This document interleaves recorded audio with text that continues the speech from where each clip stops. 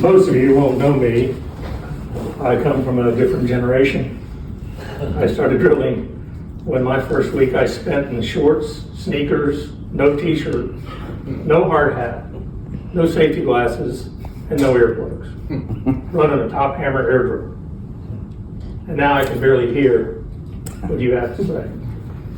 So it was a different time, and things had to happen. MSHA came in the 70s and said, we're going to make the mining industry mine.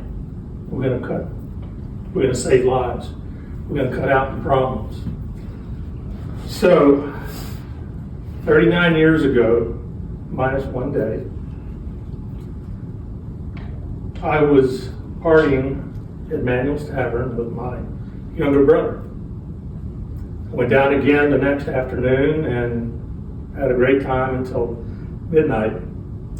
He and I went to a piece of property in Covington and hunted deer on Sunday, and that's the last time I saw him alive.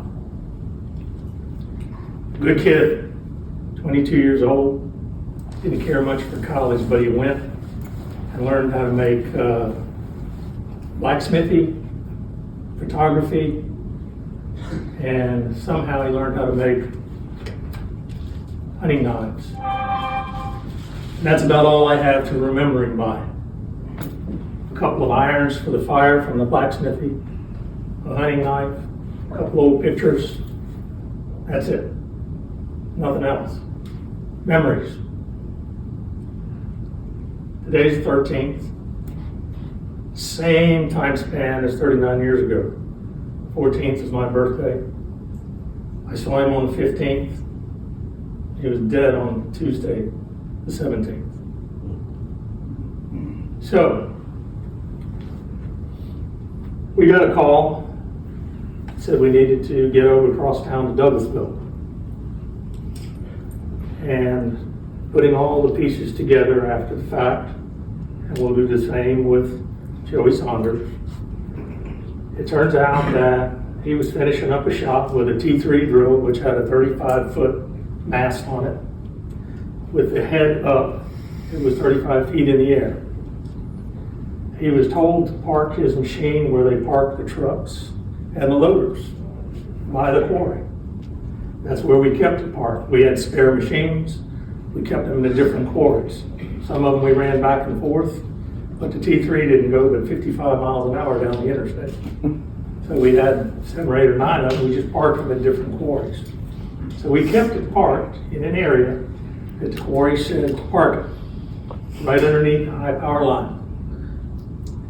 And that day, all the trucks were R35s. You guys are used to 100s.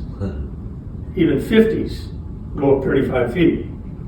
But every morning, the truck driver takes his truck, cranks it up, makes sure his air is right, gauges are right, lifts the bed up, drops it back down, make sure it works. A 35 does not reach 35 feet in the air. So to the quarry folks, all their machinery was good. You can't raise a 988 bucket loader bucket up that high, but this drill tower would go that high. It just so happens that one of the 3 44,000 volt tension lines was lower than the other by about 6 feet.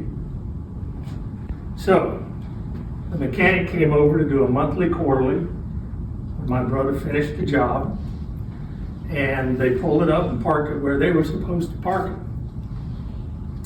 The mechanic waited at the back of the machine while my brother raised the tower. He was left-handed, had on gloves, hard hat, safety glasses, boots.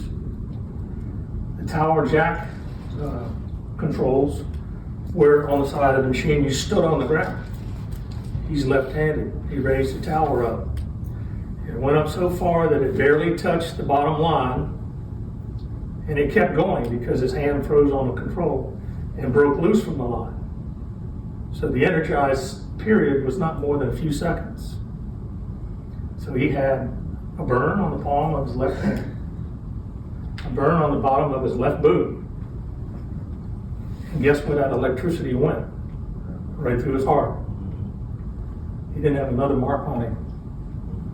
We buried him in his perfect body. So, who was at fault? Let's examine this. Who or what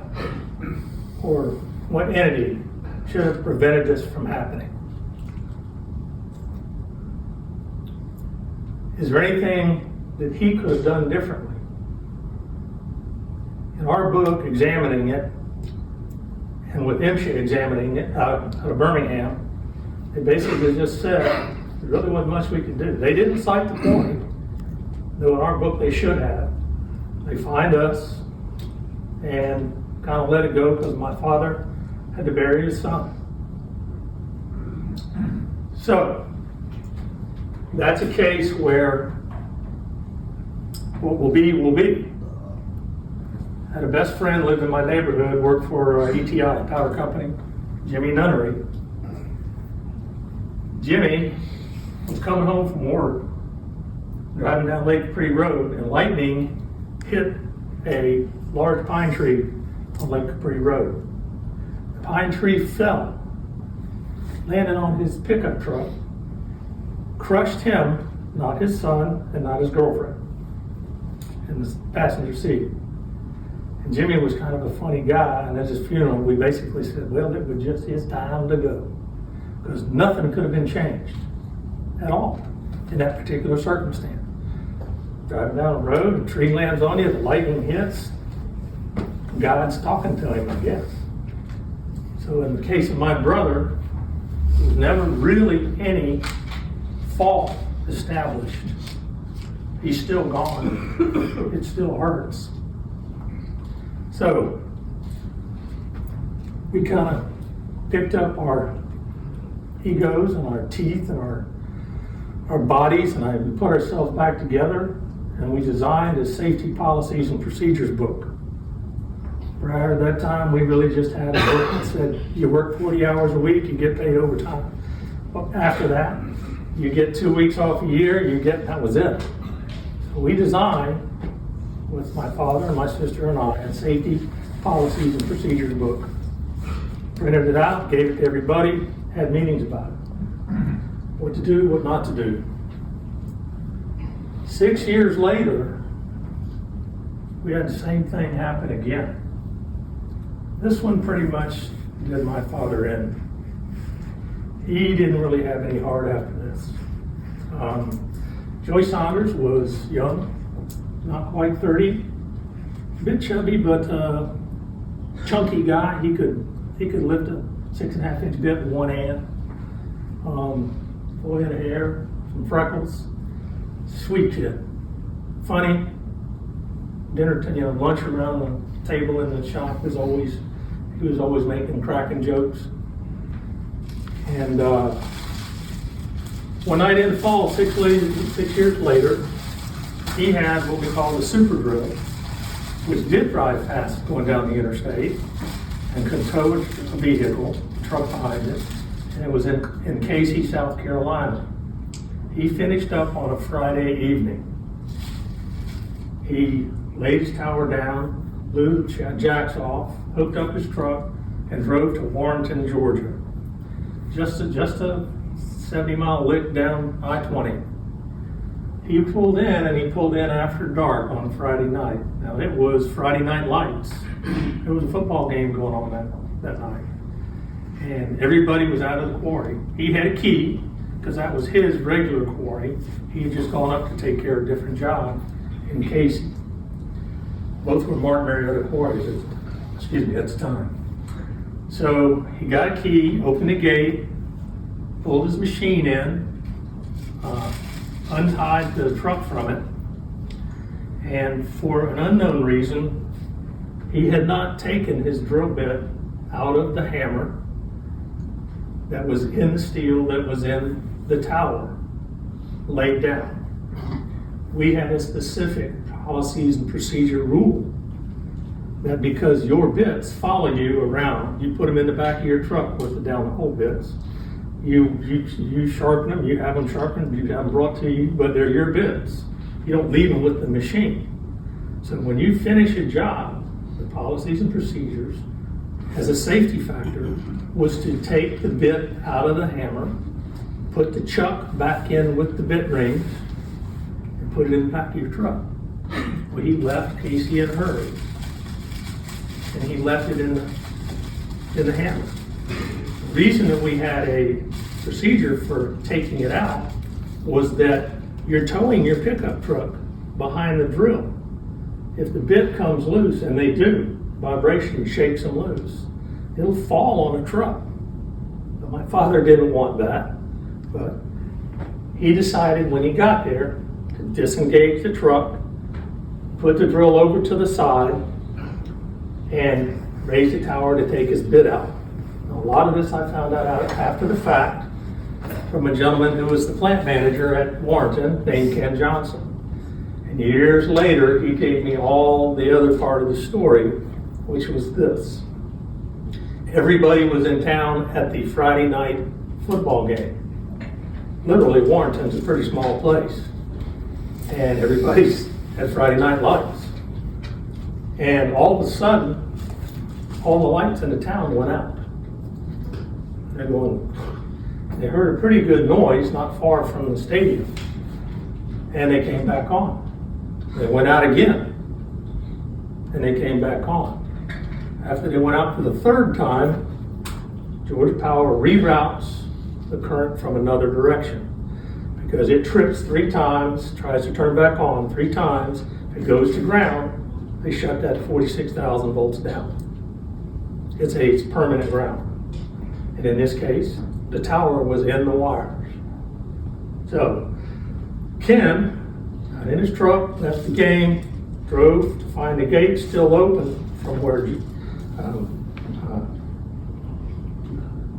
Joey had gone in, and they drove over, and they could see burnt ground, they could smell it, and they found Joey in a ditch with water in it, with nothing on him but his belt, his leather belt. It burned his clothes, his shoes, everything off. Okay? Now I'm going to make this as bad as I can make it sound because I want it seared into your brain what can happen to you if you don't look up. Okay? When he hit that line, he was standing on a small platform that you could drive the drill from the rear on. My father had designed it that way so that you could back up to the face and not be in a cab. You could be right on the back of the machine. But he raised it up. It energized. He had some choices at that time. He was about 18 inches off the ground. It was sparking, it was flaming, it was firing. But he chose to step off with his right leg. Rested him still on it. Immediately it blew out his right calf. Took the meat and threw it on the ground. Burnt the back of his head, all of the skin off the back of his head, just blew it off. Okay? Damaged his right arm. Most of the nerves are in it were shot. Okay? Fell on the ground. Now what does he do? He's in flames. He crawls over to the water tank that had a valve close to the ground that you could fill or drain a tank from. He drained all the water on it, put himself out. Then he crawled over into a ditch where there was muddy water and crawled into the mud to soothe himself. That's where Ken Johnson, a couple of his workers, found him. They called 911, took him to Augusta General Hospital. Joey spent 4 months unconscious. They never woke him up. They were debriding him, pulling all the mud out, pulling all the clothing out, pulling everything out of his skin. They were taking the skin off. Debriding is taking the skin off of him and replacing with grafts, but not from him, just artificial grafts until he could grow some skin. And he spent the next 2 years getting skin grafts. Okay? Then they tried to recover his leg. They tried to take muscles from elsewhere. They tried to, and finally gave up. operation after operation after operation, they finally just said, you're going to be in a wheelchair, which is where he is now. We had a great insurance company for our workman's comp. Cincinnati stepped up. $2 million later, they had treated him. They built a house for him. He's got ramps. He's got special vehicle to drive. It's they've been wonderful.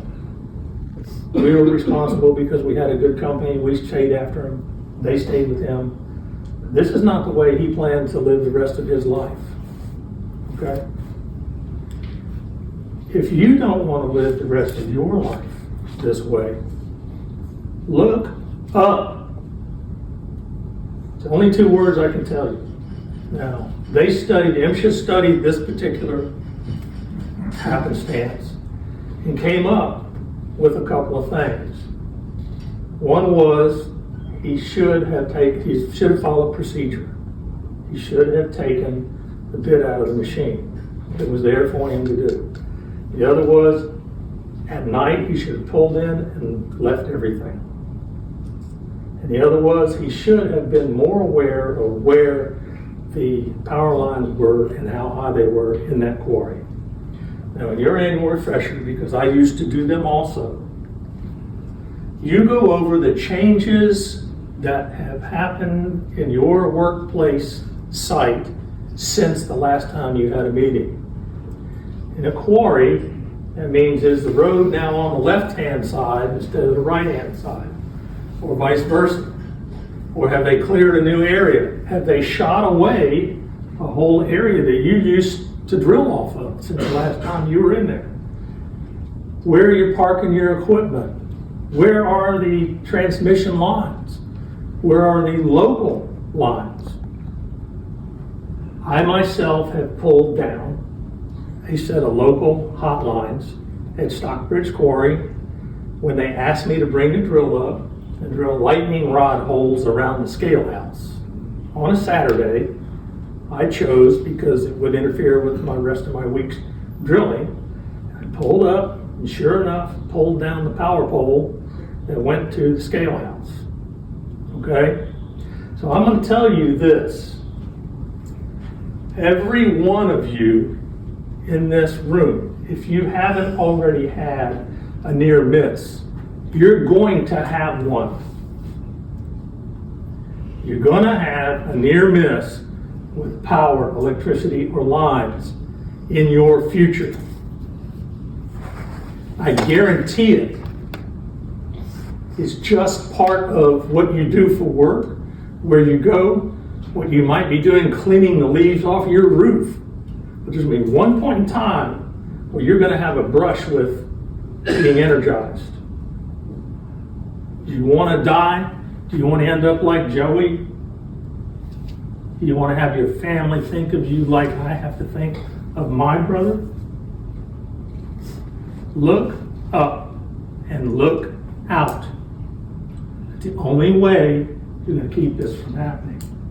I can't impress upon you any more than this. If you don't, you're going to have a problem.